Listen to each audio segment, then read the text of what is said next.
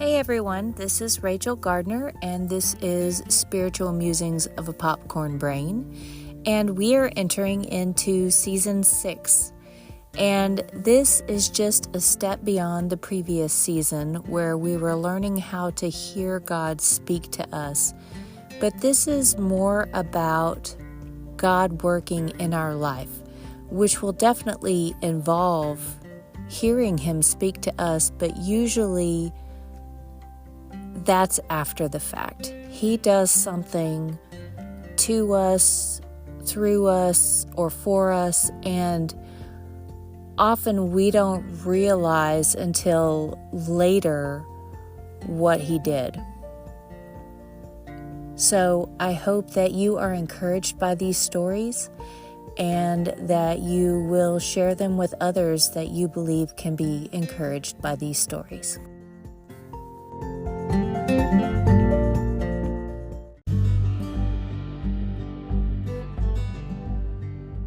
Last week we heard the amazing first part of Marie's story leading up to and through her surgery, and we will pick it up there.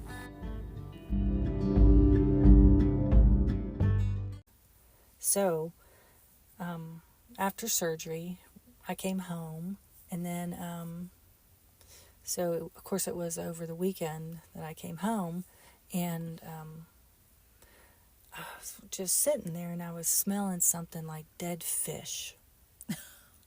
It was rancid, stinky. Picture the worst type of shoe stink you can imagine. Yeah. And you just take off your shoes, and it's like that wafting. Bleh. Yeah. Well, we cleaned out the refrigerator because we thought something in the refrigerator. the stench was coming from the refrigerator. So the refrigerator got cleaned out. Of course, I didn't do it, but the girls helped me. And so then Sunday came, and I think it was Jeanette walked by, and she goes, "Mom, I think it's your arm." And I said, "Really?" I said, "Well, I can't really lift it up to smell." To sniff your elbow. Yes. Could you sniff my arm, please? So she did, and she goes, "Yeah." And then so we you know how when you want to smell the coffee from a delicious cup of coffee, you waft the air up to you. Well, I did that.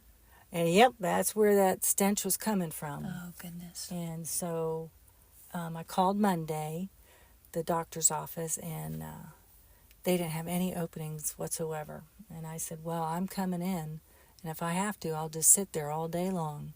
Yeah. And they said, "Well, you don't have an appointment, blah, blah, blah." I said, "Well, I'm coming."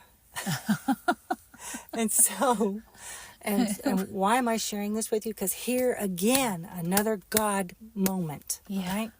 So I go to sign in.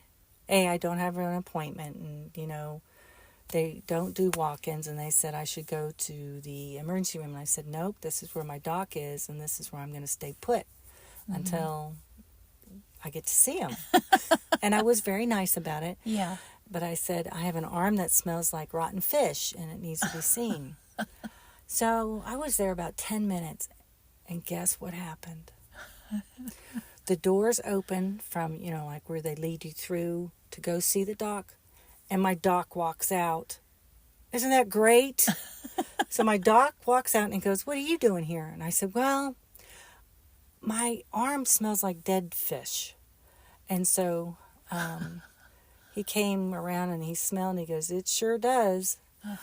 And so he called one of his, it was a warrant officer, came back, and he came, it was a guy that used to be a warrant officer, but now is in civilian medical practice.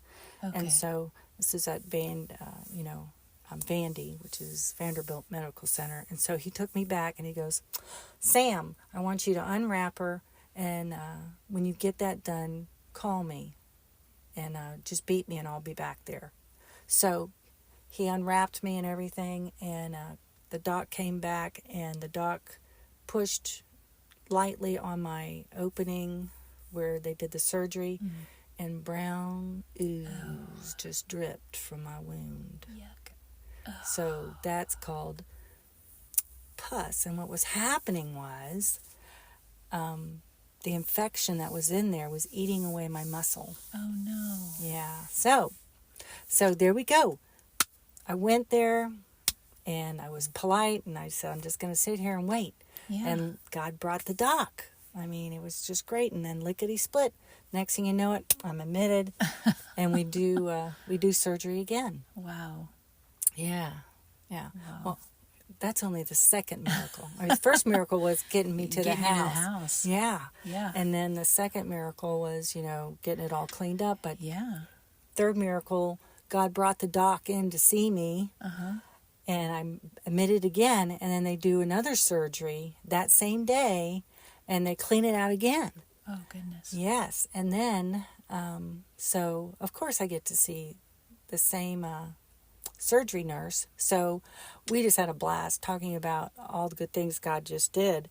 And then I wake up and I've got something. They put something to a nerve block in my neck so that I wouldn't feel the pain. And they kept me. They took so many samples and they sent it off to a specialty group that analyzed the bacteria that was in it. Mm-hmm. And by the third day, it came back that I had 5 mega bad bacteria in my arm. Oh, my goodness. Yes. So that required me to get a pump where they threaded it all the way up my arm over to the aorta, where they administered and dripped the antibiotic medicine directly to my heart. Oh, goodness. So it could spread through the body because they were worried that I'd become systemic because I had 5 really bad buggies. Oh, goodness. Bad buggies. I mean, the regular antibiotic that they would give you didn't even touch this. But so I got to stay in the hospital. But the neat thing about it was, here's another God thing. We had scheduled my son to come, and he was going to come and visit, and we had everything planned. But my son stayed with me in the hospital and took care of me. How sweet. Oh, it was so sweet. It was so, what a bonding time. What a bonding time. It was fantastic. I mean, what a gift. I mean, what a gift. Yeah. So, I mean, what was that? The 6th miracle?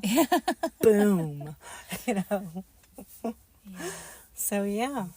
So, I think that was pretty neat. And so, to end it all up, they said because of all the degeneration that had happened and that I lost my elbow bottom bone, that I wouldn't be able to touch my nose or the back of my head and stuff like that. And which she's doing as she's telling me these. that's right, absolutely. And I can curl my elbow all the way back. Wow. And they said I wouldn't be able to do that, and I'd only have like maybe the best 70% use of my arm. Wow. Nope. God and I kept working at it, and he gave me a great physical therapist named Jeff. And I mean, we had some sessions where I had a pillow over my head and my girl sitting on my legs, and Jeff would be bending my elbow. And of course, some more pus and stuff came out, so I had to go back to the doctor to get on a really high-powered antibiotic called vancomycin. Well, okay, I got that because bad buggies, I'm telling you. Yeah. So they put me on vancomycin on top of the others, going to my heart with a drip for 18 months. Usually they only leave them in for 10 months. Yeah. So it was 18 months of this, and vancomycin shut down my kidneys. Oh. Yes.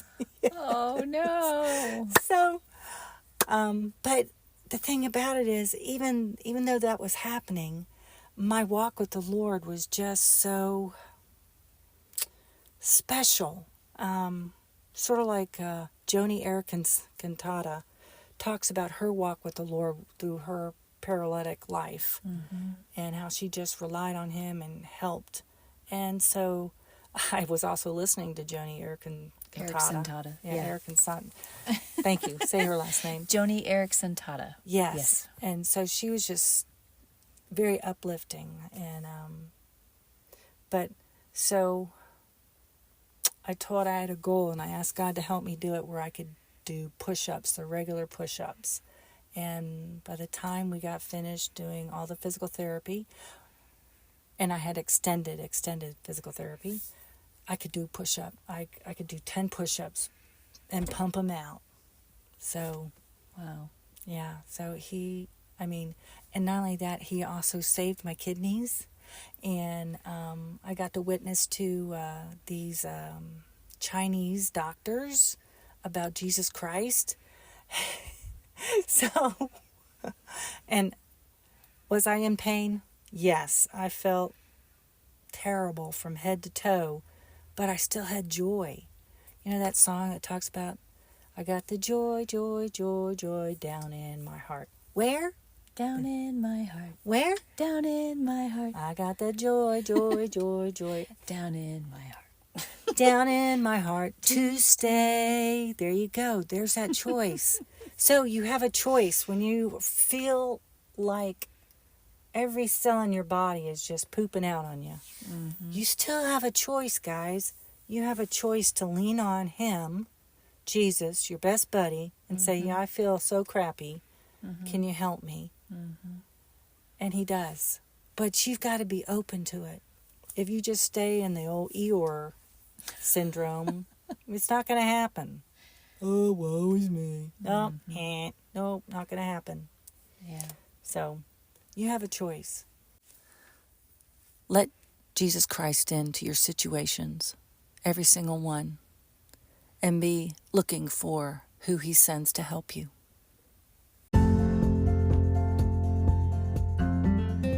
If you agree with me that God has called us to share our testimonies, to encourage other believers, and possibly to help some non-believers come to know and understand and accept and love Jesus, then please subscribe, follow, share with anyone and everyone that you think would be encouraged. Help support this ministry by liking it or leaving a positive comment, all those things that the world looks at that says, oh, this is quality, but they only look at numbers. So help me in that endeavor if you agree with what I'm trying to do here. So that being said, I also have another podcast called Scripture for Life, and it's a daily Bible reading. And if you're interested in that one as well, please see the description below.